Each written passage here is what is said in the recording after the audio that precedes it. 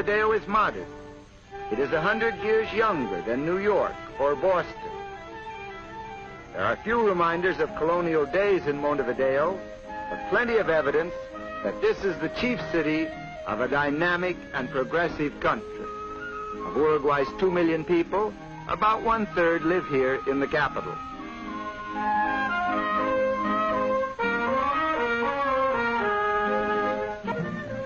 The state-controlled school system reaches every child, even those in the rural areas. Education is free, and it is also compulsory. The government furnishes free textbooks. Later on, these youngsters can go on to secondary school, college, and university, all free, for Uruguay pays the cost of training its lawyers and doctors, its engineers and architects. So here in full swing is Uruguay's other major industry.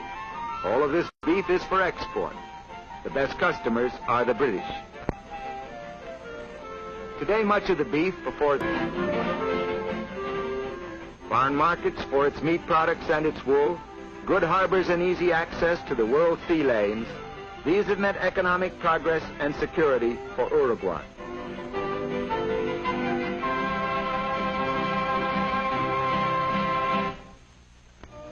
Uruguay's beaches are among the finest in South America.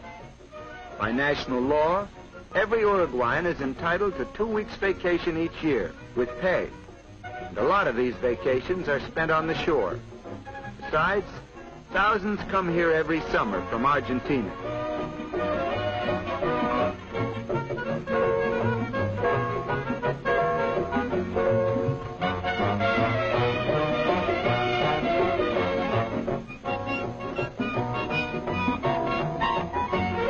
A fine one built with public funds. Casinos and the lotteries helped in raising those funds. Here the poor receive free medical care, including the services of doctors and dentists. Other patients are here because the government's health insurance plan entitles them to hospitalization. It doesn't cost much to be sick in Uruguay.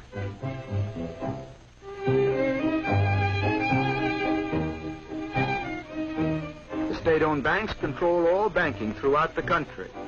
Government banks handle nationwide business in insurance, which is a government monopoly, in mortgages, housing, social security, pensions, and other forms of financing public welfare, as well as in straight banking. The whole system, utopian though it is taken for granted by the Uruguayans. Very few people are rich, very few are poor. There is little unemployment, and anybody can retire at 60 with a pension. A state-owned theater. A state-owned hotel. The headquarters of the government's unemployment insurance and pension administration.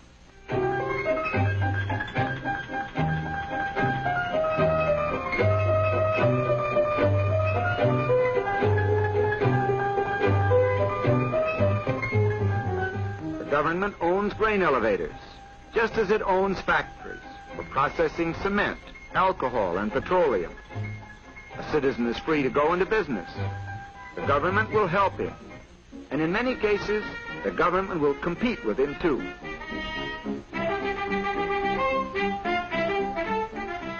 Uruguay is well supplied with railroads. Some of the roads are British-owned, and some are owned and operated by the state, which has provided its lines with streamlined diesel trains.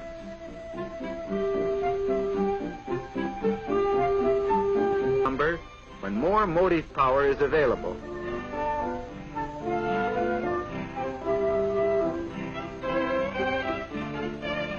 To that problem, the new hydroelectric dam on the Rio Negro is a large part of the answer. The new dam, financed by the government, was started by German engineers using German equipment. But specialists from the United States are helping Uruguayans finish the job. Even with increased electrical power, Uruguay is not likely to become a manufacturing country on a large scale. It lacks raw materials, especially minerals. Stadium in Montevideo is a particularly good one. The brand of soccer played in the stadium is particularly good too. The Uruguayans just naturally take to this game. In 1924 at Paris, and again in 1928 at Amsterdam, they won the Olympic Soccer Championship. The stadium seats 80,000. That leaves only about 2 million Uruguayans outside, doing something else. The fundamental and important reason for that feeling is that Uruguay has a large middle class.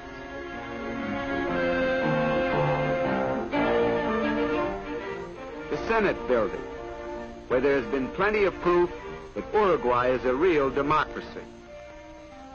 Representatives of the people meeting in this chamber have given the country its amazing structure of laws dealing with labor, education, suffrage, public works, and public health.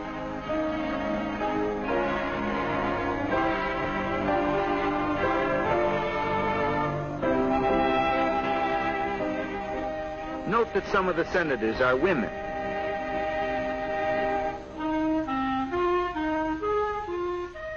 Uruguay has no censorship of news or opinion.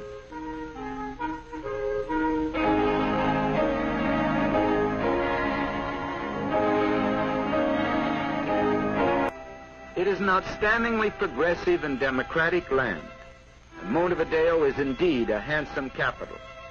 But in spite of modern skyscrapers and magnificent boulevards, Uruguayans know that the strength of their country has its roots in the soil and pastures of the interior.